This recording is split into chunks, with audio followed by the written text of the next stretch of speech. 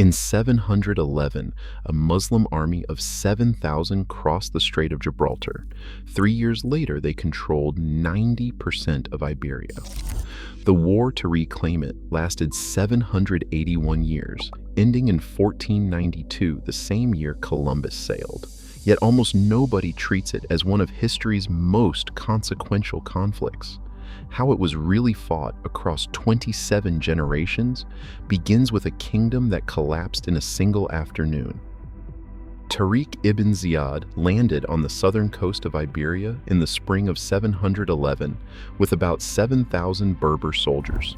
His fleet, assembled from North African ports, counted around 70 vessels, enough to carry men, horses, and supplies for a campaign that would move with speed rather than settle for siege. The army's core was Berber, but it included Arab officers and tribal leaders, each with their own networks and ambitions. The crossing itself was a logistical feat, but what followed was even more extraordinary. Within weeks, the newcomers faced King Roderick's Visigothic army near the Guadalete River.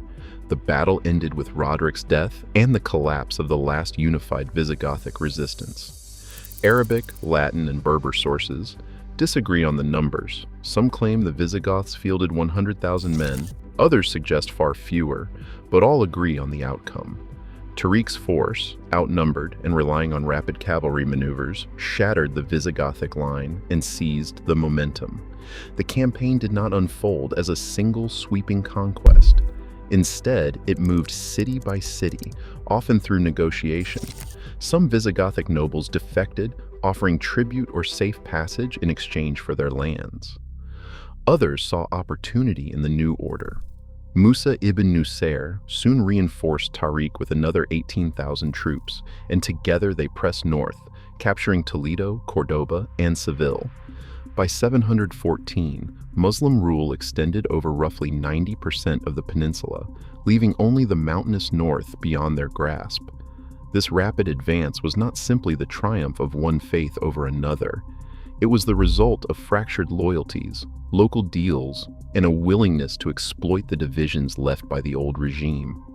The conquest set a pattern for the centuries to come.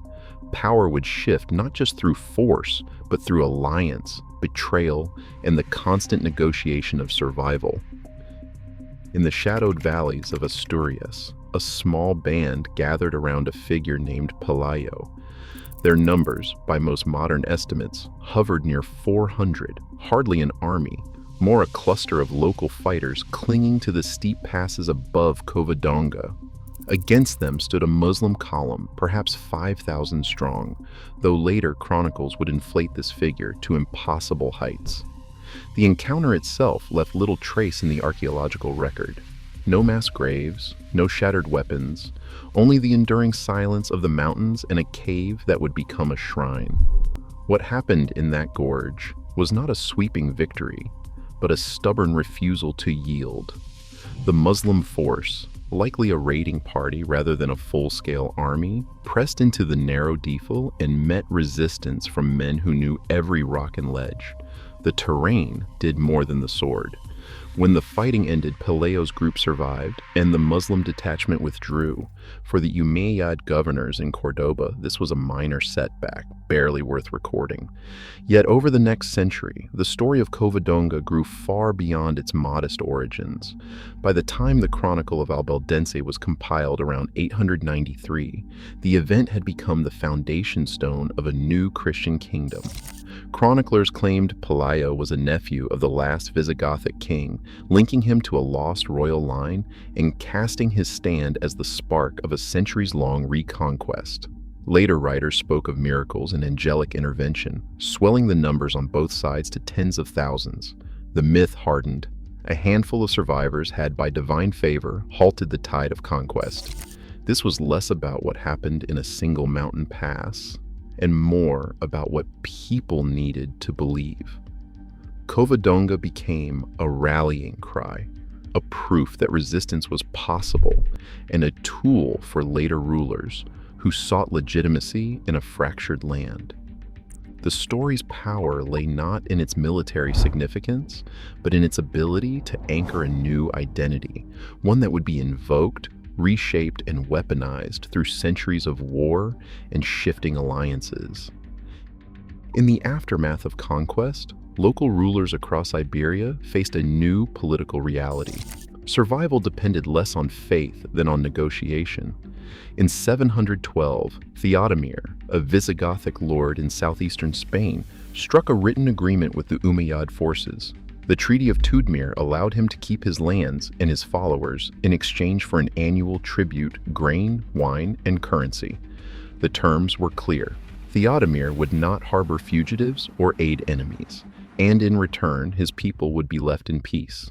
This arrangement was not unique. Similar deals appeared throughout the peninsula, as Muslim commanders preferred steady revenue over costly garrisons. Tribute became a currency of power, and local elites learned to navigate the shifting lines of allegiance. Christian lords sometimes paid Muslim rulers to fend off rivals, just as Muslim governors might back a Christian claimant against a rival emir. These early decades set a pattern that would define the next 7 centuries. Alliances based on expedience, not ideology, and a landscape where loyalty was always negotiable. The war's front lines were rarely fixed. Instead, they moved with the flow of gold, grain, and ambition. Rodrigo Diaz de Vivar, known as El Cid, stood at the crossroads of loyalty and ambition in a world where allegiance was always in motion. Born to a minor Castilian noble family, he first earned his reputation as a commander under King Alfonso VI. His early campaigns drew on the muscle of royal levies, but his career soon veered into uncharted territory. After a dispute with the Castilian court, El Cid entered the service of the Muslim Taifa of Zaragoza. Here, he led campaigns with forces that Arabic chronicles number at around 12,000 cavalry, a figure that likely reflects the broader army rather than his personal retinue. When he returned to the Christian fold, records speak of 15,000 Castilian cavalry in the field, again blurring the line between royal muster and private command. The real measure of El Cid's independence came in 1094, when he seized Valencia and ruled it as his own domain. Coins minted in his name circulated in the markets, a clear sign that his authority was no longer borrowed from any king or emir. His household troops numbered perhaps 1,200, enough to hold a city, not conquer a kingdom. Yet through careful negotiation, shifting alliances, and a readiness to serve whoever could pay, El Cid built a power base that defied easy categorization. He was a mercenary, a lord, and a symbol of a war where faith could be both banner and bargaining chip. His story is not one of simple heroism, but of survival in a landscape where the only constant was change. On July 16th, 1212, the hills near Las Navas de Tolosa filled with the largest armies Iberia had seen in centuries. 4 Christian kingdoms, Castile, Aragon, Navarre, and Portugal, set aside their rivalries to form a coalition, each monarch leading his own contingent. Their target was the Almohad Caliphate, whose forces, drawn from across North Africa and Al-Andalus, stood nearly 100,000 strong. The Christian host, by some chroniclers, numbered 120,000, an alliance built not on shared doctrine, but on urgent necessity and months of negotiation over spoils and command. The battle began before dawn. The Almohad lines, anchored on rugged ground, were thought to be unbreakable. Yet the coalition pressed forward, wave after wave, until a breakthrough came at the Guadarrama Pass. Navarrese troops, led by Sancho VII, found a gap and surged through, striking at the heart of the Almohad camp. Panic spread, the caliph's personal guard fell, and the Muslim army collapsed in retreat. The scale of the victory was immediately clear.